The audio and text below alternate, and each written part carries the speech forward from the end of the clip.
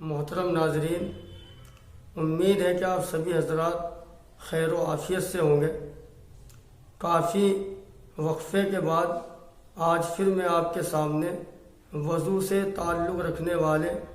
بہت ہی اہم مسائل لے کر حاضر ہوا ہوں۔ آپ اس ویڈیو کو آخر تک دیکھیں تو وضو سے تعلق رکھنے والے ایسے مسائل جن کی ہم سب کو ضرورت ہے وہ آپ کے سامنے بہت ہی واضح طریقے سے پیش کیے جائیں گے۔ پہلا مسئلہ یہ ہے کہ وضو کرنے کے بعد بیڑی، سگریٹ، حقہ پینے سے یا پان کھانے سے وضو ٹوٹتا ہے یا نہیں ٹوٹتا ہے؟ تو اس مسئلے کا جواب یہ ہے کہ وضو کے بعد بیڑی، سگریٹ یا حقہ پینے سے یا پان کھانے سے وضو نہیں ٹوٹتا، لیکن مسجد میں جانے سے پہلے اپنے منہ کو اچھے طریقے سے صاف کر لینا چاہیے اور منہ کی بدبو کو بہت ہی اچھے طریقے سے دور کر لینا چاہیے۔ اگر بدبو کے ساتھ کوئی شخص مسجد میں جاتا ہے تو ایسا کرنا مکروہ ہے، کیونکہ مسجد کے اندر اللہ کے فرشتے ہوتے ہیں، بہت سے انسان ہوتے ہیں جو بدبو سے کراہت محسوس کرتے ہیں، اور فرشتے تو بدبو سے تکلیف محسوس کرتے ہی کرتے ہیں۔ اس لیے مسجد میں جانے سے پہلے انسان کو اپنا منہ اچھے طریقے سے صاف کرنا چاہیے اور بدبو کو دور کر لینا چاہیے۔ دوسرا مسئلہ یہ ہے کہ انجیکشن لگوانے سے یا گلوکوز چڑھانے سے یا خون چڑھوانے سے یا خون نکلوانے سے وضو ٹوٹتا ہے یا نہیں ٹوٹتا ہے؟ تو اس مسئلے کا جواب یہ ہے کہ اگر کوئی انسان وضو کرنے کے بعد انجیکشن لگواتا ہے یا گلوکوز چڑھواتا ہے یا خون چڑھواتا ہے تو اس کا وضو ٹوٹے گا یا نہیں ٹوٹے گا، اس کا دار و مدار اس بات پر ہے کہ انجیکشن لگواتے وقت یا گلوکوز چڑھواتے وقت یا خون چڑھاتے وقت انسان کے بدن کا خون باہر نکلتا ہے یا نہیں نکلتا ہے۔ اگر خون باہر نکلتا ہے، انجیکشن کے اندر ظاہر ہوتا ہے، یا گلوکوز چڑھانے کی جو نالی ہے اس کے اندر بدن کا خون ظاہر ہوتا ہے، تو انسان کا وضو ہر حال میں ٹوٹ جائے گا۔ لیکن اگر انجیکشن اس طریقے سے لگایا یا گلوکوز اس طریقے سے چڑھایا کہ بدن سے خون نکلتا ہوا ظاہر نہیں ہوتا تو پھر وضو نہیں ٹوٹے گا۔ اس کے علاوہ خون اگر کوئی انسان نکلواتا ہے تو خون نکلوانے سے ہر حال میں وضو ٹوٹ جائے گا۔ تیسرا مسئلہ یہ ہے کہ اگر کسی انسان کے جسم پر پھوڑے ہو، پھنسی ہو، اس نے وضو کر لیا، وضو کرنے کے بعد پھوڑے اور پھنسی سے خون نکلتا ہے یا پیپ نکلتا ہے یا پانی نکلتا ہے یا وہ دبا کر نکالتا ہے تو اس سے وضو ٹوٹے گا یا نہیں ٹوٹے گا؟ اس مسئلے کا جواب یہ ہے کہ اگر پھوڑے پھنسی سے خون نکلتا ہے یا پیپ نکلتا ہے یا پانی نکلتا ہے اور وہ خون، پیپ یا پھر پانی نکل کر اپنی جگہ سے بہہ جاتے ہیں تو اس سے وضو ٹوٹ جائے گا۔ لیکن اگر پھوڑے پھنسی سے خون نکلنے کے بعد وہ بہا نہیں، اپنی جگہ پر پھوڑے اور پھنسی کی جگہ پر رکا ہوا ہے تو اس سے وضو نہیں ٹوٹے گا، جب وہ بہے گا تو تبھی اس سے وضو ٹوٹے گا۔ چوتھا مسئلہ یہ ہے کہ اگر کوئی عورت وضو کرنے کے بعد اپنے بچے کو دودھ پلاتی ہے تو دودھ پلانے سے وضو ٹوٹے گا یا نہیں ٹوٹے گا؟ تو اس مسئلے کا جواب یہ ہے کہ عورت اگر وضو کرنے کے بعد اپنے بچے کو دودھ پلاتی ہے تو دودھ پلانے سے اس کا وضو نہیں ٹوٹے گا۔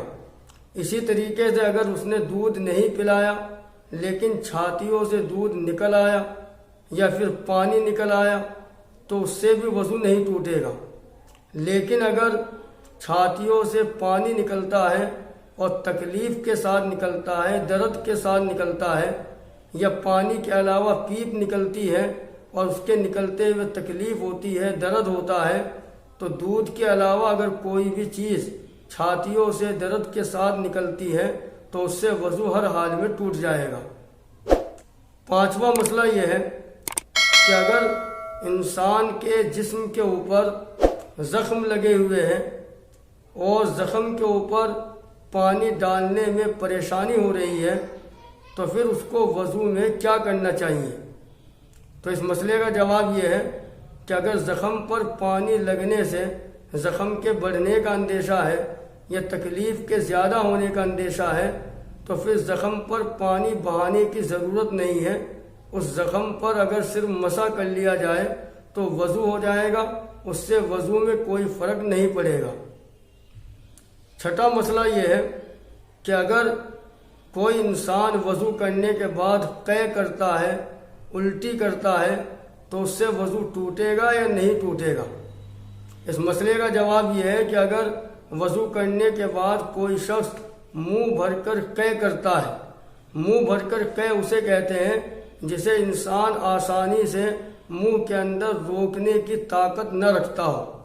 تو اگر کوئی انسان وضو کرنے کے بعد منہ بھر کر قے کرتا ہے، الٹی کرتا ہے تو اس سے وضو ٹوٹ جائے گا۔ ایسی اگر کسی نے منہ بھر کر قے نہیں کی، تھوڑی تھوڑی قے کی،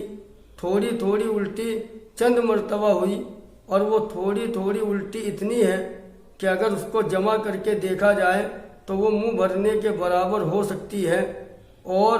الٹی کرنے کی وجہ بھی ایک ہے، تو اس صورت میں بھی اس کا وضو ٹوٹ جائے گا۔ ساتواں مسئلہ یہ ہے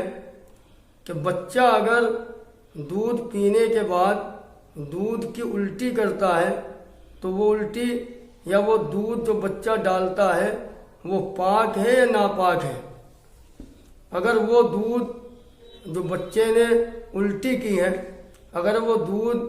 عورت کے کپڑوں پر گر جائے یا بدن پر گر جائے تو عورت کا بدن یا کپڑا ناپاک ہوگا یا نہیں ہوگا؟ تو اس مسئلے کا جواب یہ ہے کہ بچہ دودھ پینے کے بعد جو دودھ نکالتا ہے وہ الٹی کے حکم میں ہے، وہ ناپاک ہے۔ اگر وہ دودھ عورت کے کپڑوں پر گرتا ہے تو وہ کپڑے ناپاک ہو جائیں گے، اور اگر بدن پر گرتا ہے تو وہ بدن بھی ناپاک ہو جائے گا۔ جب تک اس کپڑے کو دھلا نہیں جائے گا یا بدن کے اس حصے کو نہیں دھلا جائے گا تب تک نماز پڑھنا درست نہیں ہوگا۔ اس بدن کا یا اس کپڑے کے حصے کا دھلنا ضروری ہے۔ آٹھواں مسئلہ یہ ہے کہ اگر وضو کرنے کے بعد کوئی انسان روتا ہے، آنکھوں سے آنسو جاری ہوتے ہیں، تو ان آنسوؤں سے وضو ٹوٹے گا یا نہیں ٹوٹے گا؟ ایسے ہی اگر کوئی انسان وضو کرنے کے بعد دھوپ میں کھڑا ہے اور گرمی کی تپش کی وجہ سے یا سورج کی روشنی کی وجہ سے آنکھوں سے پانی جاری ہوتا ہے یا پیاس کاٹنے کی وجہ سے آنکھوں سے پانی نکلتا ہے، تو یہ جو پانی آنکھوں سے نکل رہا ہے یہ وضو کو توڑنے والا ہے یا وضو کو توڑنے والا نہیں ہے؟ تو اس مسئلے کا جواب یہ ہے کہ آنکھوں سے جو پانی دھوپ کی وجہ سے یا پھر پیاس کاٹنے کی وجہ سے نکلتا ہے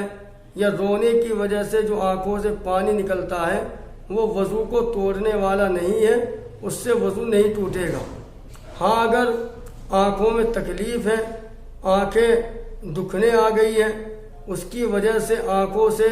پانی نکل رہا ہے اور اس پانی کے نکلنے میں تکلیف محسوس ہو رہی ہے یا آنکھوں سے پیپ نکل رہی ہے یا آنکھوں سے کوئی اور چکنا پانی خارج ہو رہا ہے، تو تکلیف اور درد کے ساتھ اگر آنکھوں سے